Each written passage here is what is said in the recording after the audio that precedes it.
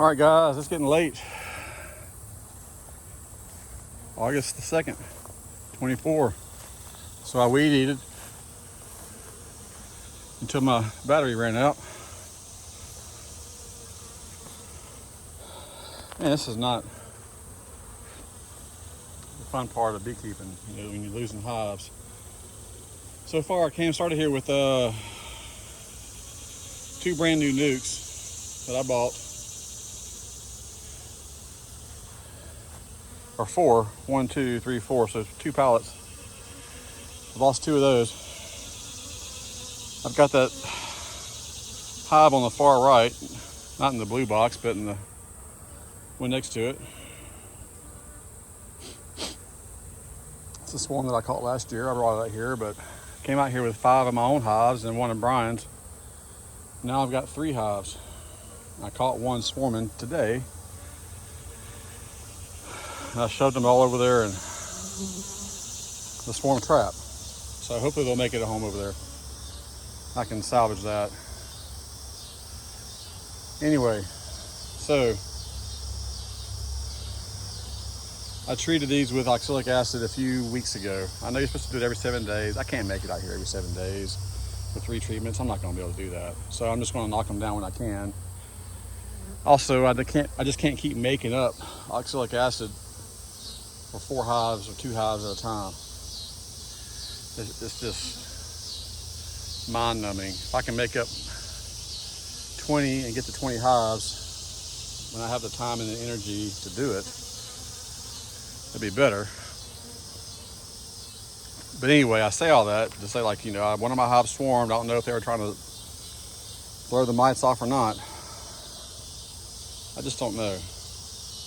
Anyway, so I took the 2 brood boxes in the 3rd position, which was hive number 2 today, and split them up between hive number 1 and what's now hive number 2. Hive number 2 has brood in it, so I just added the brood box from original number 2 to now hive number 2 in this spot. I'm gonna have to think of a better way to do all that. And so I'm making another deep super. The deep super here, and this super was already there. I brought out 2 supers of medium frames of comb that I just spun a couple days ago. Pulled it out of the freezer today and stuck 1 in Brian's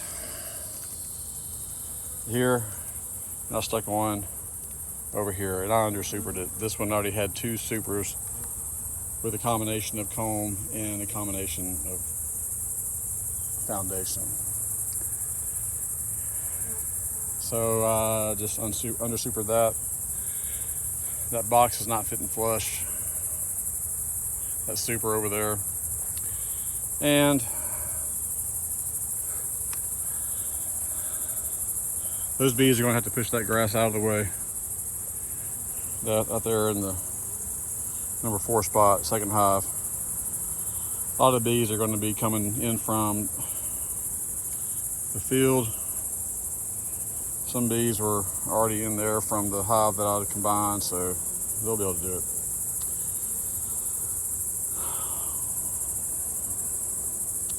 I'm gonna tell Brian to come out here and check his bees here in a few days, make sure that he's okay with everything.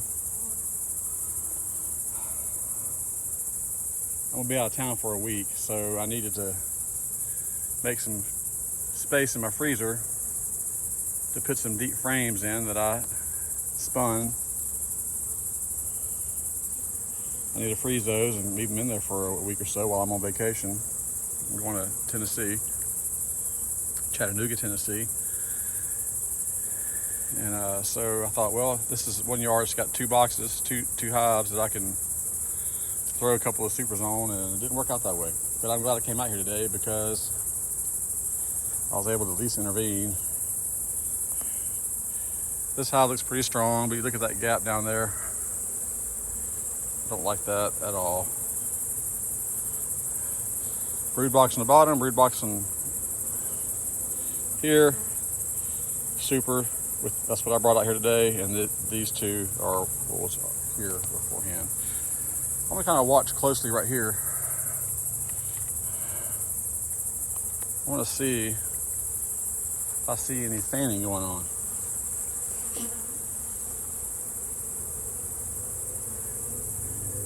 Bees usually sticking their butts in the air and telling their friends, come in here, the queen's in here.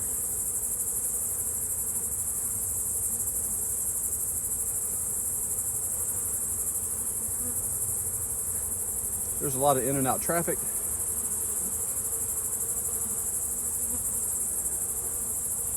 I'll check my truck and make sure I don't have any syrup, maybe an empty frame.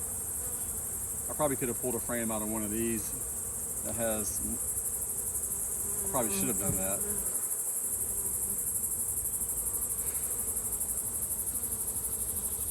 I'm not gonna do it now.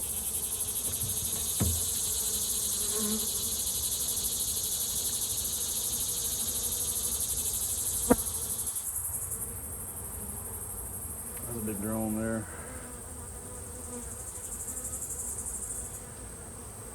So there are some frames, most of the frames in here are foundation. I was using it as storage as well. But there are some in here with comb, in case this was to attract a swarm.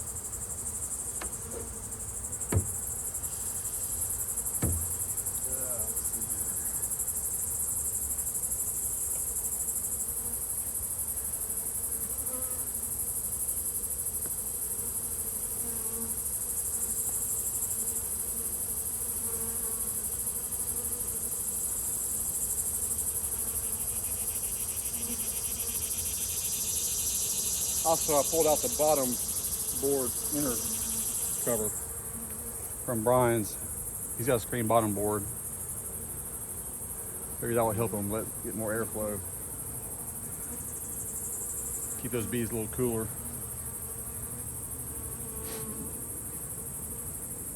That added space will help them too. But again, even if I was an expert beekeeper or a master beekeeper, you know, you don't mess around with somebody else's hive too much, at least without letting them know, even if you know you're doing the right thing. So I'll shoot him a text. But his hive looks pretty good, actually. Whew, man. I'm gonna have to lose about 30 pounds, easy. Just to make my day a little bit better. I'll keep saying that, maybe y'all can remind me. You're such a fat ass. Okay, so you see that little plastic bucket there, that's just water. It's not syrup. It's never had syrup in it, it's just water. Not sugar water, it's just water. It's to provide these bees a source of water that's a little bit closer than the Red River, which is about 300 yards away. It's not much, it's a little bit. I got it at Man Lake, and it's really kind of made for chickens and chicks, I believe, but it'll do. It's just quick and easy. That weed eating took me out, but I'll use that whole battery. Let's see.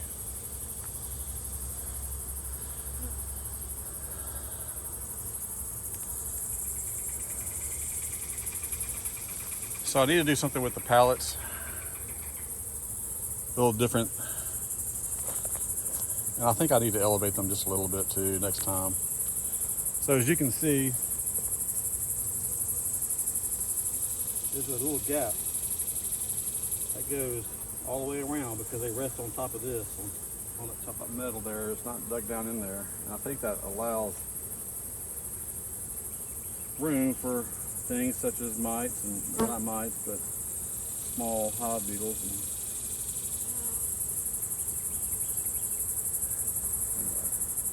And I'm running along. It's been a long day. I'm hot. I'm gonna go by Smoothie King and rehydrate. Get my sugar up. Get ready for vacation. But I do appreciate all y'all that watch and comment. Look at that. They're looking a little orientation. No, not really. Not really. They are kind of oriented in there. Let me see if I can zoom in a little bit. That's a little too much. It's hard to do with gloves on.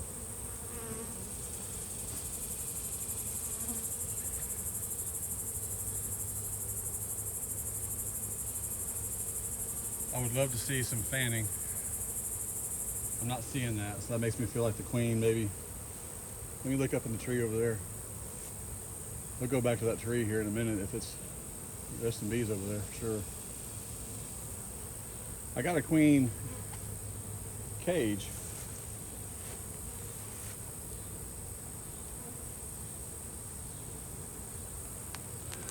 Let me see. I see a few bees over there. Let's go over there and look.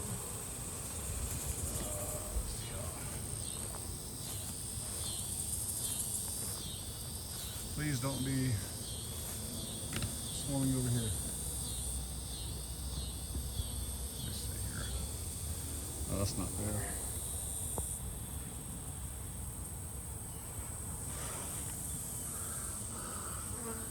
I'm not seeing, I see some bees flying around there.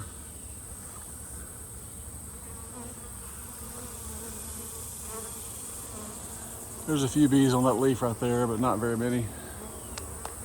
See if I can get my phone up there. A few bees.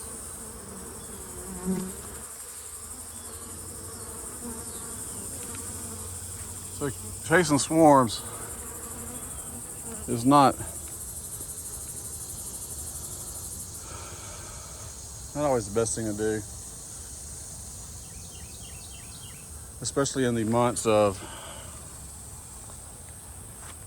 August and September. Now, if one comes into a swarm trap and establishes itself, and 6 months later it's still there, a beautiful house there, then yeah, you can keep it. I got a couple like that, and I'm gonna set swarm traps out in all my apiaries to try to catch my own hives that are swarming.